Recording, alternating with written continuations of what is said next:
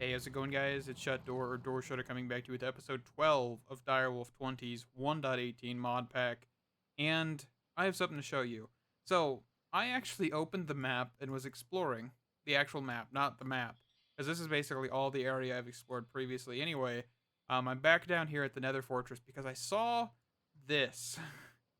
I have no idea what this is, but there's purple stained glass, lava, blackstone, and just basically a whole lot of stuff. For some reason, there's exprified ore right there as well. But there's also these smooth quartz blocks right here. Yeah, there's a lot of weird stuff happening with some generation, and I've come to actually explore this stuff. I've been lighting this up. I actually just grabbed a blaze spawner and also broke a blaze spawner. The reason I broke it is because we're going to get into this sooner or later, so I'm picking up some of these, scraps to actually make some of this stuff. Not 100% sure how useful it'll be, but, might as well just gather it up so I can have it in the future. But we're going to head over in this direction to actually go see what this monstrosity of a building is, if I can see it, because this green fog is definitely going to be affecting that a little bit here. Can I actually turn off fog? I thought I could, but probably not, right? No, I don't think we've got a fog type thing that turn off. But we can walk down here, and it's this structure here, right? Yeah, this whole big thing. Let's go to the top of it. This might be a very bad idea. But yeah, see, there's that ore stuff. That is a piglin writing something. But yeah, let's just scale this. I also probably should eat before I, go to town looking at this thing. But originally, I wasn't planning on actually coming over here. But, I thought might as well. And phantoms do spawn in this toxic heat biome, by the way. They aren't just, spawning because of me. They just actually naturally spawn, apparently. And this toxic heap, I'm not sure if that's a, normal spawn for this biome or what. But yeah. Just wanted to make you guys aware that I was a bit cuckoo thinking that they were spawning for me. No, they were just spawning to kill me because they spawn in that biome. Naturally. Yeah, see, there's another one. And they just keep spawning. So if I need any phantom, whatever phantom things they drop, I know where to get some. So, that's cool. Let's break into this. What in the world are we looking at here? Okay, we've got torches. I don't want to make an escape route. Oop, that's luggage. Sorry about that. Okay. So what are we looking at here? Why is there a loot thing in the smack dab middle of this? Radiation shield. Okay. Diamonds, crying obsidian, and some stained glass. I see there's other barrels around here as well. What is down there? Just more stuff? I have no idea what this is then. I was thinking, it was kind of a dungeon, but I'm not 100% sure.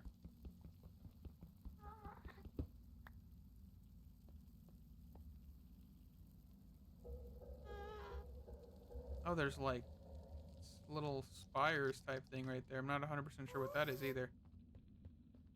It's an interesting structure so far, that is for sure. And I hear ghast. I don't see the ghast. But we're gonna go check out what this thing on the top of this is real quick.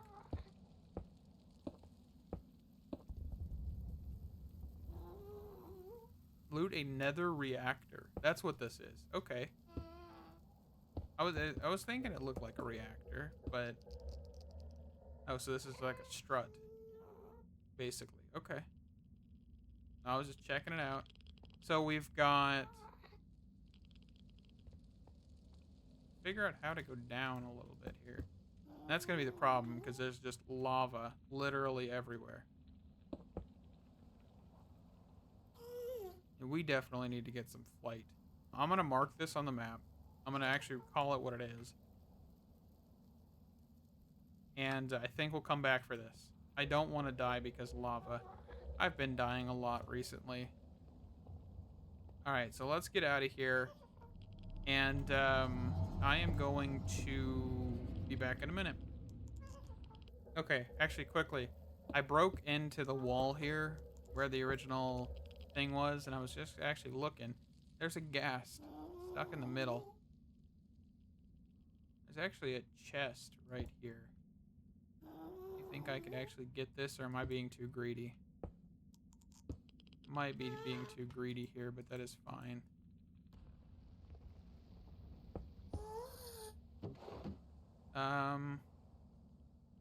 Nothing really. Okay. So yeah, we're gonna definitely come back here with flight. I'm pretty sure there's probably something pretty decent in that chest, I would assume. But there's a lot of chests and stuff here, so yeah. Let me actually think about this real quick. So what we really want to do is make an XP farm. I'm not 100% sure how we want to make the XP farm. Just because, I mean, I do have a skeleton spawner. I grabbed a couple zombie spawners. I grabbed blaze spawner. We could definitely set up an XP farm with said XP or said spawners, right? 100%. Of course, there's no modifications to these. I mean, there is probably the Alticator, like new, I think, spawn agitator. Do we have that in this pack? Yeah, we have this thing.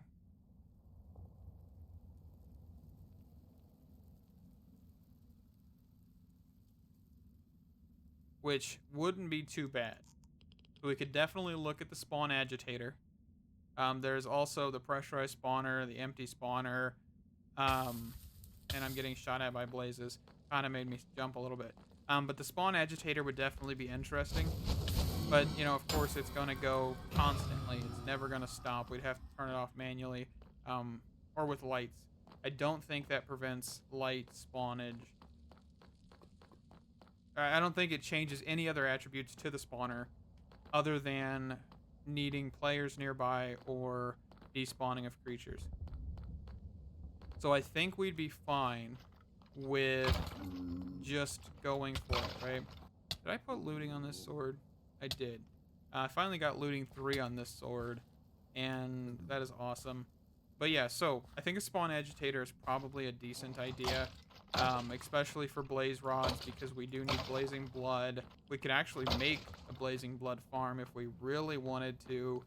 It's going to be a little bit more complicated this time around because we don't have an infinite source of lava. We could do a ranged pump. We could do magmatic, what is it called? Magma crucibles. We could do that. We have the spawn agitator, spawners. We could do a blazing blood farm. 100%. That is going to definitely be something. We'll need to get some compressed iron ingots, which actually I believe I have, but we'll need a ghast here, which is something I do not actually have. Oh, they're right here. Okay. Do you mind? Like, I am not doing anything to you, but talking about sacrificing your brethren to a good cause. But yeah, so magma crucible definitely would be useful for creation of lava. Of course, power is an issue, and I actually haven't talked about the power issue yet. So I accidentally just found a bug. I'm not 100% sure what's causing it, but watch. Okay, so see the progress bar, right? If I start hitting it and hold shift, I could get this over 9,000 if I tried. But yeah, that's a bug. I think it might be pocket storage, because if I do it with anything else, it doesn't do that. It might be because of the shift left click, or yeah, shift left click mechanic is probably overriding that. So I'm actually almost to the power station. I don't think I told you guys that I moved the windmills because of a certain factor that I did not actually take into account. And it's the actual output that these guys were producing. And yes, this is a very confusing route. I just kind of carved around the mountain to actually get to this. It gets a little bit worse whenever I get to the very top, just because now it's another staircase with no stairs, no railings. And yeah, I could definitely die. But that's fine. It'll be okay if I die, because I won't really lose that much. But yeah, this is pretty tall. Alrighty, so we're up here, and I'm going to quickly mute this real quick. Wind. Okay, so here's what I didn't actually catch whenever I first made the wind generator. Okay, this middle piece is actually the production, the amount of power it produces per tick. Okay, that's this middle portion. This bottom portion, which is what I thought these were making, was 384. This is actually how much it actually outputs. Okay, understood? This is how much the capacity is, how much it actually generates per tick, how much it actually outputs per tick. That is what I missed. So I've put quite a few of them up here, but there's only 16. And that is, not that much power. It's about 2,000-ish, somewhere around there. So this is not really supporting much. Of course, we'll need to get into a few other mods to start actually getting power production. So I think what we'll do for now is use this. Actually, hold on. Let me go back up here. We could actually use this power for creation of lava. I think this should be enough. But what we'll need to do is call this like lava channel. Okay. We'll of course create this publicly, and we're going to activate it to send only. Okay. The reason I'm going to do this is specifically for the magma crucibles, because we are going to start generating lava. Maybe not this episode, but soon. Okay. We actually need to find the end dimension soon here as well, which means that I need ender pearls, which are something I don't have, right? Because I keep using them, and thus I don't have any. So there's quite a few things that need to get done, and a mega torch is probably one of those. So yeah, let me look into getting some more ender pearls, or maybe something else until we get enough ender pearls. I mean, I could even do a soul shard, but the problem is endermen don't really spawn that much in the nether because of the different varying biomes. So that's kind of out of the question. So yeah, I'll be back. All right. So I've actually been thinking, right? And that's scary. Me thinking, what if we actually were able to get enough blaze heads to make a blazing blood farm? Rather than dumping the blazes into a smeltery, I want to know how hard it would be to get blaze heads. Now, that's a valid thing, right? Because I think we could do it. Have it to where a mob masher, which has the severing thing. What is it called? At mob grinding utils. This beheading, mob masher upgrade beheading. This would actually allow for us to get a lot of heads. If we set it up for a blaze with a spawn agitator, which actually we can quickly look at again. Let's actually bookmark this. If we then look at mob grinding utils again, okay, let's throw a mob masher on here. I think an entity conveyor would be just fine again. But we also have to think of this. We would need a tank, and I think a jumbo tank would work, or maybe 2 or 3. That would allow for us to get XP. That XP could very well be our end all for repairing our tools, right? Of course, it would take quite a while to actually get all of this set up, because I don't think I actually have a ghast here. That's the one item that I don't think I have, because every time I kill a ghast, it's from a very far distance. Also, while we're here, I've been doing some things around the base, just because, I like cleaning up and things like that off camera. I've added some stairs so we can actually get down to this area just a little bit more. I ain't really worried about lighting things up too much because mega torches. I made this just a little bit wider so we can actually get down here quicker. And we have 689 gold blocks, which is an absolutely amazing amount. And I had a commenter actually on the last episode comment, why don't I just put a pipe here? At least that's what I think they were getting at. And this works, right? So it's just like an energy where I, right click with the configurator. Configurator, you just shift, right click on this end cap, you put it onto pull, and then you put this end onto push. Also, functional storage apparently had an update, and I didn't catch it, but we have a configuration tool now. It basically acts like a key. So you can see there's a little lock icon now. Shift right clicking on these actually unlocks and locks them. So that is pretty nifty. Also, there's 2 void upgrades in that one. What did I mean to put a void upgrade in? Probably this one. This actually allows for me to be confused for a second. Oh goodness, looks like we are hitting some frame drops here, but that should be fine. I've noticed this is an issue where silverfish are spawning from infested mobs. Yeah, look at all these.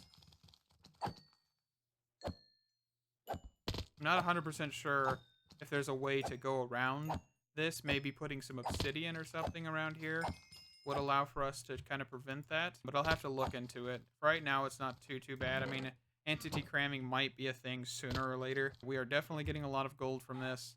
We can definitely get a lot of trades from this rotten flesh whenever we actually start doing that. Using normal pipes, logistical transporter pipes actually allows for you to transfer stuff. And since this stuff is basically filtered, you don't need to worry about putting a filter. Unlike with this would just toss everything if you put a pipe here. So you do need a filter, or put a filter in the trash. It's an update on that. It's still cruising, still going. No more entity clusters of just a whole bunch of different items laying on the ground. We're doing pretty well with that. I'm going to try and get a gas tier, but the problem is gas don't spawn that well. And I think the only place that I found a ghast was at that reactor. So I may make my way back out there, which will take quite a while because the reactor isn't really that close, and we don't really have another way of flight unless we take a plane, which is a lot more difficult to navigate in the Nether, and also deadly because I've blown it up a few times trying to navigate through the Nether like that. So, but we do have enough compressed iron for a spawn agitator. We just need to get the gas tier. So let me try and get a gas tier so we can actually continue with this episode, and I'll be right back. Hey, so I haven't found a gas tier yet, but I have found a book called Fireball and a spawn agitator in this chest that I just opened. Okay, I need to take this chest. So let's grab an axe. I'm curious if I can actually even use the Fireball spell. I want to see what it'll do. Another spawn agitator, logistics core, compressed iron, some diamond horse armor. That's cool. But I am still looking for a ghast. I killed that one in the reactor, looted all the reactor. It really was nothing special, sadly. I want to show you guys what I've been doing for the last little bit, which is just this. I found an area where piglins or zombified piglins are spawning left and right. I've kind of just been out here, kind of just camping this spot, getting as many zombie piglin kills as I can, and upgrading this shard so we can definitely get some more piglins spawning and all of that jazz. Which, I mean, this is working. This is definitely, I think we're at like tier 4 now, almost tier 5. I also have a tier 5 slime shard from just killing all the slimes in the toxic waste biome. I think this will be, significantly better. I think we can probably look at the benefits later. Why tier 5 is better, because I really don't think I explained that an episode or so ago. So, but yeah, tier 5 just spawns more. I believe there's like a certain amount of entities can spawn more than previous tiers. They spawn quicker, that whole thing. There's also piglins like right above my head, by the way. But yeah, I've just been doing this for a little while.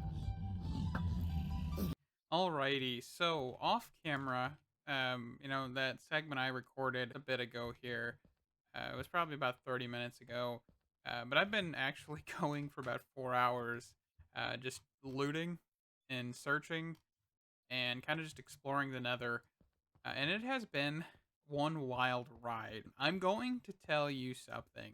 because this is ridiculous. Okay.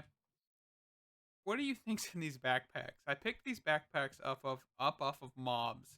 Actually, this one was a dungeon chest. This one was a mob. What do you think's in here? So this chest, has enchanted books. Enchanted books. This backpack is full of enchanted books. This backpack has quite a few enchanted books. This backpack that I'm currently wearing has one enchanted book and a whole bunch of stuff. This is completely full.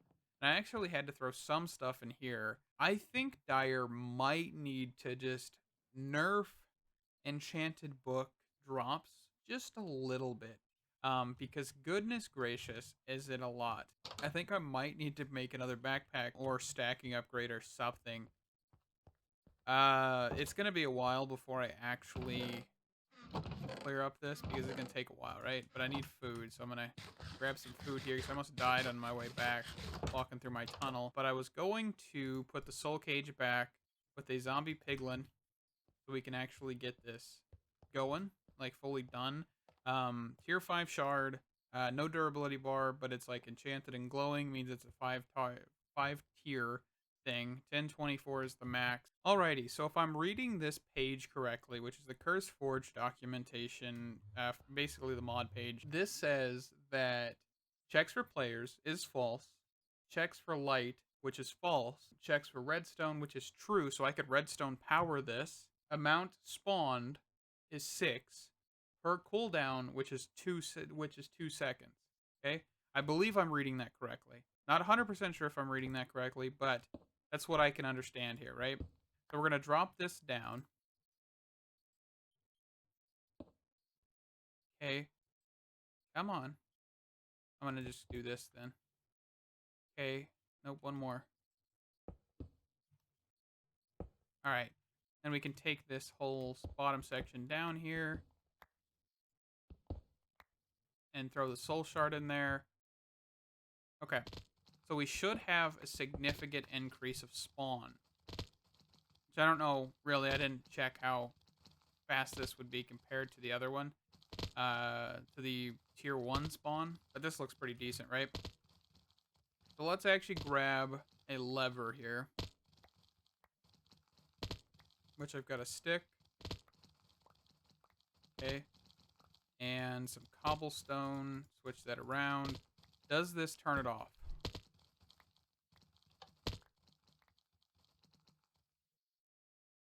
Okay. It does. So what we can do is get something from Create, which is called a redstone link.